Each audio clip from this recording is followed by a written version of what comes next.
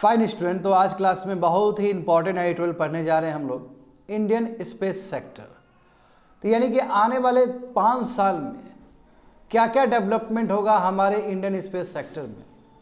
तो एक बहुत ही होलिस्टिक एडिटोरियल, और इस तरह का जो एडिटोरियल है वो बहुत इंपॉर्टेंट है, स्पेशली मेंस राइटिंग में, क्योंकि मेंस राइटिंग में ना एक पूरा ब्लूप्रिंट पूछ लेता है कि आज़ादी के बाद से लेके अभी तक भारत का स्पेस एंड टेक्नोलॉजी में क्या डेवलपमेंट हुआ है, नरेट करो स्टोरी। और जब से मोदी जी आए हैं तब से स्पेस में बहुत ज़्यादा ही डेवलपमेंट शुरू हुआ है। जब से प्रेजेंट मोदी गवर्नमेंट जी आए हैं, मोदी गवर्नमेंट कितना हुआ, 10 साल प्लस हो गया ना, तब से स्पेस में बहुत काम हुआ है विद्यार्थी लोग। यदि 2-3 साल पहले देखोगे ना, तो 2-3 साल पहले बहुत कुछ इन स्पेस आया। इन स्पेस मतलब लेवल प्लेइंग फील्ड। इसरो तो जानते हो, इसरो अपने टेक्नोलॉजी के लिए जाना जाता है, सही बात है ना। बट इसरो जो टेक्नोलॉजी डेवलप किया है, ये टेक्नोलॉजी डिफ्यूजन भी तो होना चाहिए। There must be level playing field, competition भी तो होना चाहिए। तो कंपटीशन के लिए क्या है, तुम्हारा इन स्पेस आया। और इन स्पेस क्या करता है, अश्योर करता है कि प्राइवेट सेक्टर भी पार्टिसिपेट करे, कंपटीशन हो। अब देखो स्पेस एक्स यूनाइटेड स्टेट्स का कहाँ से कहाँ चला गया, और वही एलन मस्क का स्पेस एक्स। पता स्पेस इतना ऊपर आगे चला गया है कि यूएसए का जो वहाँ का जो स्पेस एजेंसी है नासा, वो कोलैबोरेट करता है। इस बार तो हम भी कोलैबोरेट किए हैं, हमारा भी तो एक कम्युनिकेशन सैटेलाइट स्पेस एक्स का रॉकेट से ही छोड़ा गया। तो ज़रूरी है कि प्राइवेट सेक्टर का भी ग्रोथ हो, और भारत सरकार ने बहुत अच्छा काम किया है इस पर। तो देखते हैं, डीप में देखते हैं, चीज़ों को समझने का प्रयास करते हैं। GS paper 3 science and technology. अब मैं इसका क्वेश्चन भी पढ़ना चाहूँगा, there is some reason. Indian space sector is also gearing up towards Viksit Bharat by 2047, narrate various expected developments during the next 5 years। तो इस तरह का क्वेश्चन पूछा जा सकता है मेंस में कि इंडियन स्पेस सेक्टर वो बहुत तेजी से आगे बढ़ रहा है। विकसित भारत जो हमारा मोदी जी का जो सपना है, जो भारत का सपना है 2047 तक बनने के लिए, उसमें स्पेस सेक्टर का बहुत अहम भूमिका है। तुम नैरेट करो, तुम बताओ कि 5 साल में स्पेस सेक्टर में क्या क्या काम हुआ है भारत में। तो तुमको फर्स्ट से लेकर लास्ट तक स्टोरी बताना होगा। और भले ही इसमें क्वेश्चन फ्रेम करके दिया हो, मैं इस तरह का क्वेश्चन पूछा आता है मेंस में। यदि मेंस क्वेश्चन प्रीवियस ईयर का देखोगे ना, तो you will get this type of questions. समझते, एक एक चीज समझते, छोटे छोटे बारीकी समझते हैं स्टूडेंट। लगभग 11,000 करोड़ रुपया, 11,000 करोड़, ठीक है, 11,000 crore for the 4 base related mission and additional Gaganyaan flight. अच्छा, उससे पहले हमें समझना होगा student, Chandrayaan 1 use successful, Chandrayaan 2 partial successful, और चंद्रयान 3 फुल सक्सेसफुल। ये जो रिसेंट में जो चंद्रयान 3 मिशन जो भेजे थे, जहाँ पे जानते हो कि अर्थ का 14 डेज और मून का वो तुम्हारा 1 डे है, क्योंकि अर्थ का जो 14 दिन है, मून का वो 1 दिन है वो, क्योंकि जानते हो मून रोटेशन और रेवोल्यूशन एक साथ ही हो रहा होता है मून में। तो इसलिए 14 दिन तक तो बहुत बढ़िया से लूनर सरफेस में वो सर्वाइव कर पाया। जैसे ही मून का नाइट आया तो वो ख़त्म हो गया।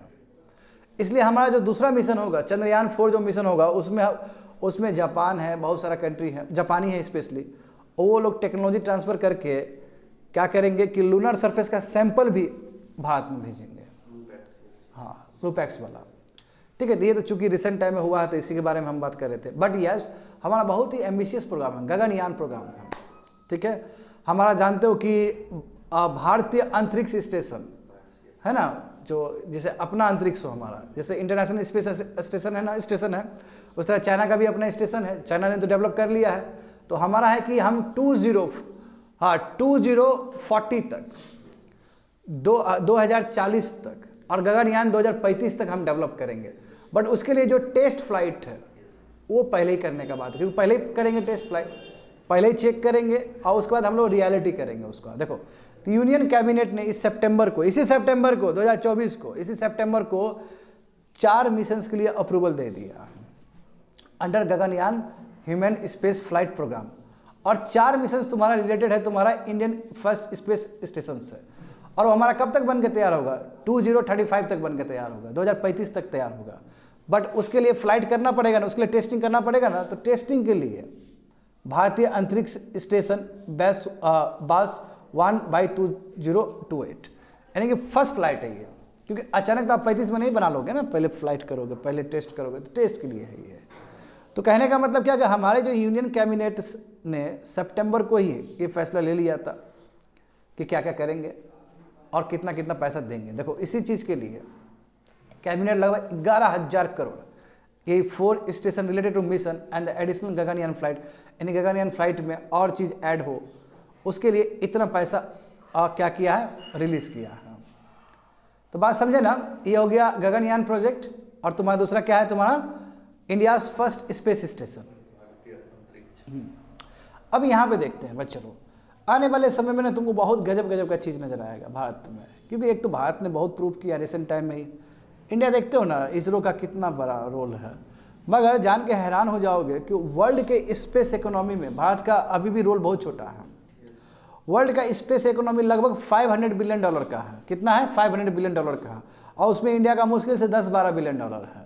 तो अभी भी हम 3-4% ही हैं स्पेस इकोनॉमी में। स्पेस में जो कमाई होता है, जो ग्रोथ होता है, उसमें केवल भारत का जो कंट्रीब्यूशन है वो बिलो 5% है, 3-4% है। तो यानी कि अभी भी बहुत लंबा जाना है हम। रिसेंट टाइम में अपने कंट्री के लिए इसरो ने बहुत खूब काम किया है। स्पेस इकोनॉमी में देखोगे तो भारत का कंट्रीब्यूशन अभी भी बहुत लो है, उसको बढ़ाना है हमें। आ रहा है बच्चे लोग समझ में, इसको बढ़ाना है हमें। एक देखो फर्स्ट वन देखो, PSLV polar satellite launch vehicle. हाँ, पोलर सैटेलाइट लॉन्च व्हीकल अब डेवलप करेगा प्राइवेट सेक्टर। देखो, और ये चीज़ बन के तैयार हो जाएगा या तो लास्ट 2024 में, अभी क्योंकि दिसंबर है ये, या तो अभी बन के तैयार हो जाएगा या फिर अर्ली 2025 में ये बन के तैयार हो जाएगा। क्या होता है polar satellite launch vehicle? Polar satellite launch vehicle का मतलब क्या कि एक तो ये रॉकेट है बच्चे लोग, रॉकेट किस लिए काम आता है? सैटेलाइट को प्लेस करने के लिए। तो ये पोलर सैटेलाइट लॉन्च व्हीकल जो है ये रॉकेट है। ये रॉकेट क्या करता है? लो अर्थ ऑर्बिट में सैटेलाइट को प्लेस करता है। राइट डाउन, लो अर्थ ऑर्बिट में। इसमें लो अर्थ ऑर्बिट में एट द सेम टाइम। अच्छा, जैसे कि मैंने at the beginning of the class मैंने कहा है कि भारत सरकार ने बहुत अच्छे फैसला लिया है, जैसे इन स्पेस लाया। इन स्पेस से क्या है? Level playing field private sector और इसरो के बीच में। At the same time new space India limited. New space India limited क्या है? ये तुम्हारा कॉमर्शियल आर्म है इसरो का। तो कॉमर्शियल आर्म का मतलब क्या हो कि इसरो का जो टेक्नोलॉजी है इसरो बेच के पैसा कमाएगा उसको। बात समझ गए ना? तो देखो अभी हमने क्या किया, LBM-3 रॉकेट लॉन्च किया ना, वही GSLV Mach 3 जिसको बोलते हैं। हाँ, GSLV Mach 3 एक रॉकेट का नाम है जो अच्छा खासा पेलोड तुम्हारा जियो स्टेशनरी ऑर्बिट में ले जा सकता है। समझा? अभी तक हमारा कितना कैपेसिटी है? लगभग 3 टन के आसपास कैपेसिटी है। 3 टन तक हम ले जा सकते हैं वहाँ तक ऊपर में जियो स्टेशनरी में, और लो अर्थ ऑर्बिट में ज़्यादा ही है, 10 टन तक है। लो अर्थ ऑर्बिट में कितना ले जा सकते हैं? 10 टन तक ले जा सकते हैं। मगर जो रिसेंट टाइम में जो हम लोग USA से जो छोड़े थे सैटेलाइट SpaceX से, तो उसमें 3000 टन से ज़्यादा था, इसलिए हमारा रॉकेट काम नहीं आया, LBM-3 काम नहीं आया। तो अब हम लोग LBM का भी एडवांस टेक्नोलॉजी उस पर हम लोग काम कर रहे हैं, जो कि 2028-30 तक बन के तैयार, और नहीं 2032 तक बन के तैयार हो जाएगा। 7-8 साल रहेगा। मैं उसके बावजूद भी देखो, सुनो अच्छे से बच्चे लोग, बड़ा ही ध्यान से सुनो। मैं उसके बावजूद भी जो अभी SpaceX का या स्टारशिप का जो कैपेसिटी है रॉकेट का, वो कई गुना ज़्यादा है। जो हम लोग 8 साल में जो अचीव करने वाले हैं वो उतना नहीं है जितना अभी तुम्हारा SpaceX का रॉकेट सबका है। तो इंडिया तो बहुत पीछे चल रहा है इसमें भी, रॉकेट में भी। ये बात समझ में आया ना? तो बच्चे लोग फर्स्ट क्या बोले कि PSLV देखो, PSLV हिंदुस्तान एरोनॉटिक्स लिमिटेड और L&T दोनों प्राइवेट सेक्टर हैं, ये डेवलप करके दिखाएगा। ठीक है, या तो 2024 के अंतिम में या 2025 के शुरुआत में, number 1। At the same time जो न्यू स्पेस इंडिया लिमिटेड है, ये क्या है? तुम्हारा कमर्शियल आर्म है इसरो का। क्या है? इसरो का कमर्शियल आर्म है। और जो टेक्नोलॉजी जो इसरो ने विकसित किया है LBM-3 रॉकेट बना के, उसको कमर्शलाइज करके जो भी पैसा कमाएगा तो डिपार्टमेंट ऑफ स्पेस के अंदर आ जाएगा। और डिपार्टमेंट ऑफ स्पेस जिसके अध्यक्ष होते हैं खुद प्राइम मिनिस्टर, तो डिपार्टमेंट ऑफ स्पेस के अंदर जो पैसा आ जाएगा तो अभी फर्दर और पैसा खर्च किया जा सकता है तुम्हारा फर्दर रिसर्च एंड डेवलपमेंट के लिए स्पेस में। आ रहा है समझ में ना? बिल्कुल वही चीज़ लिखा गया है। दूसरा देखते हैं Venus orbiter mission.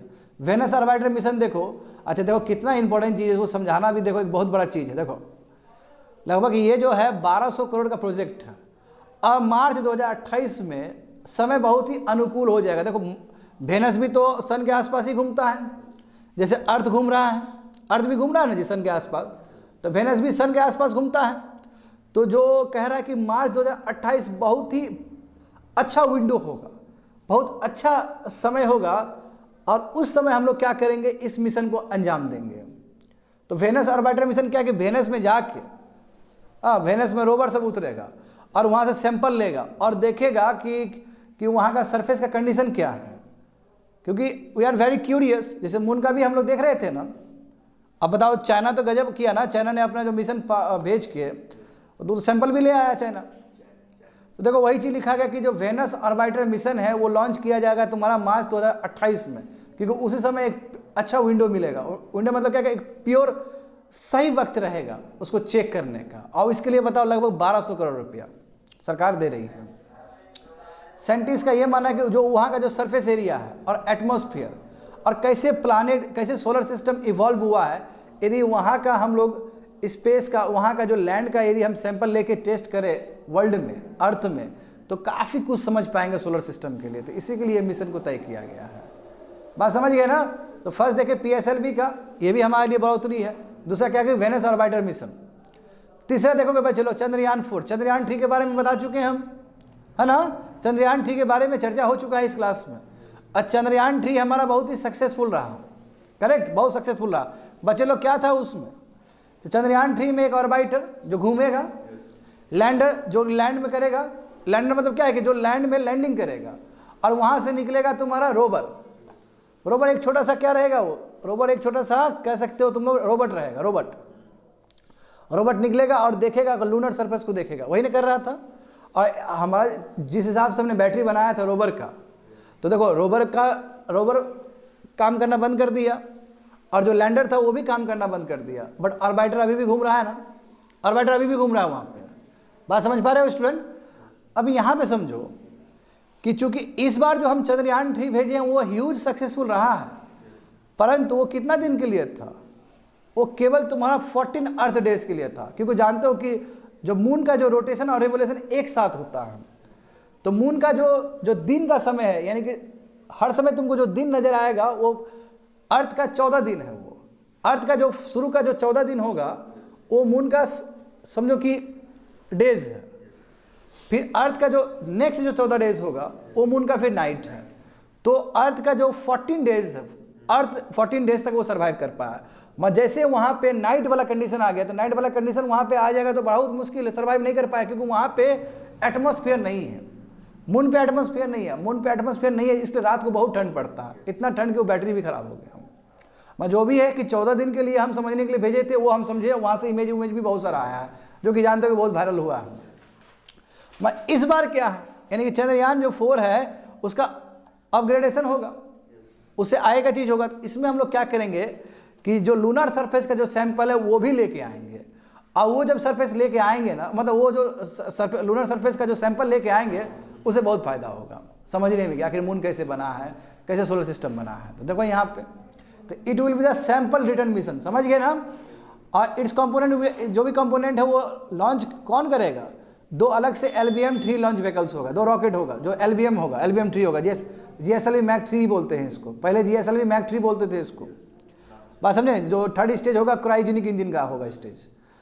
They will dock in the, देखो अर्थ ऑर्बिट में जाएगा, वही मून से पहले तुम्हारा अर्थ ऑर्बिट में जाएगा, फिर वो सरफेस पे उतरेगा, और सरफेस से तुम्हारा जैसे जो किया है पहले चंद्रयान 3 भी। मैं इसमें क्या होगा, नया चीज़ क्या होगा कि मून का जो सोयल का सैंपल लेके आएगा वो, send back to the earth. और इसके लिए देखो कब लॉन्च करेंगे हम लोग, 2027 तक लॉन्च करेगा। इसके लिए कितना पैसा लगेगा, लगभग 2000 करोड़ रुपया लगेगा, समझ गए। तो फर्स्ट बच्चे लोग क्या देखे थे, PSLV, जो कि लो अर्थ ऑर्बिट में सैटेलाइट प्लेस करने के लिए, करेक्ट। दूसरा देखे वेनस ऑर्बिटर मिशन, जो कि 2028 में हम लोग मार्च में 2028 में करेंगे। चंद्रयान 4 देखो, जो कि तुम्हारा 2027 तक करेंगे। अब देखते हैं निसार। निसार का मतलब क्या है, वेरी नासा प्लस इसरो। तो देखो इसका फुल फॉर्म देखो, NASA ISRO synthetic aperture radar, जो कि इसरो ने डेवलप किया इन पार्टनरशिप विथ नासा, दोनों का ही कोलैबोरेशन से हुआ है। अब देखो कितना इंपॉर्टेंट चीज़ है बच्चे लोग, मैं क्या कहूँ इसके लिए, इतना सुंदर ये प्रोजेक्ट है। इसमें होगा क्या, देखो अर्थ में ना बहुत कुछ हो रहा होता है, नहीं, अर्थ में देखो ग्लेशियर का मूवमेंट, नहीं ग्लेशियर का मूवमेंट हो रहा होता है ना हर समय। और ये जो सैटेलाइट है, बात समझे, ये जो सैटेलाइट है इसमें दोनों ही बैंड है बच्चे लोग, एल बैंड और S band. L band NASA provide करेगा और एस बैंड प्रोवाइड करेगा इसरो। ठीक है, ये बैंड है, बैंडविड्थ है, स्पेस है, समझे ना, जहाँ से कम्युनिकेशन हो सकता है। इससे फायदा क्या होगा कि मान लो कि थोड़ा सा भी आइस मूवमेंट हुआ, बढ़िया सुनो या कान खोल के सुनो क्या बोल रहे हैं, थोड़ा सा भी अर्थ में आइस मूवमेंट हुआ, थोड़ा सा भी आइस मूवमेंट हुआ, वो भी पता चल जाएगा।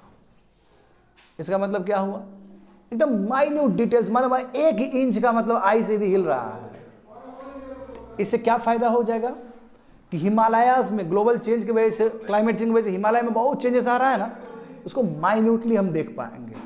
हाँ, अर्थ को एक डायरेक्ट प्रिडिक्ट तो नहीं कर पाएंगे, मगर आने वाली फ्यूचर के लिए ना हम सतर्क हो सकते हैं इससे। ये बहुत ही खास चीज है। देखो क्या लिखा गया है, it will track earth surface motion down to fraction of inch, मतलब 1 सेकंड भी हिल रहा है, 1 मिलीमीटर भी हिल रहा है अर्थ सरफेस।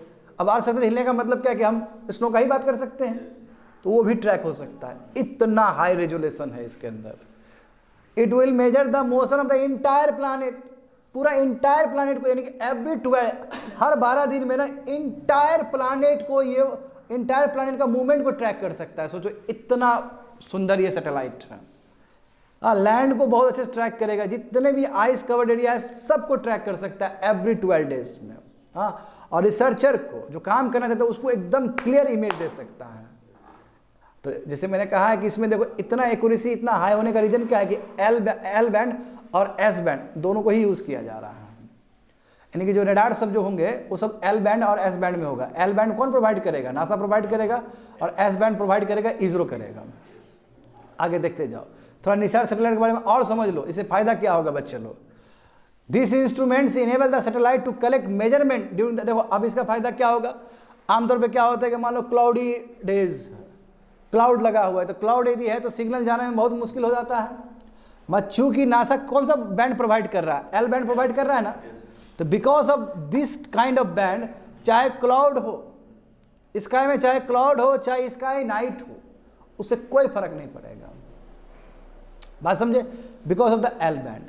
क्या लिखा गया कि ये इंस्ट्रूमेंट्स मतलब इनेबल करेगा, जो रडार बोल रहे थे जो एल बैंड में है, एस बैंड में, ये इनेबल करेगा सैटेलाइट को कि वो चाहे दिन हो चाहे रात हो, वो दोनों टाइम में क्या कर सकता है, डेटा कलेक्ट कर सकता है, पिक्चर खींच सकता है, चाहे क्लाउड्स ही क्यों ना हो। समझे ना, एल बैंड के हेल्प से क्लाउड भी पेनिट्रेट करना आसान है।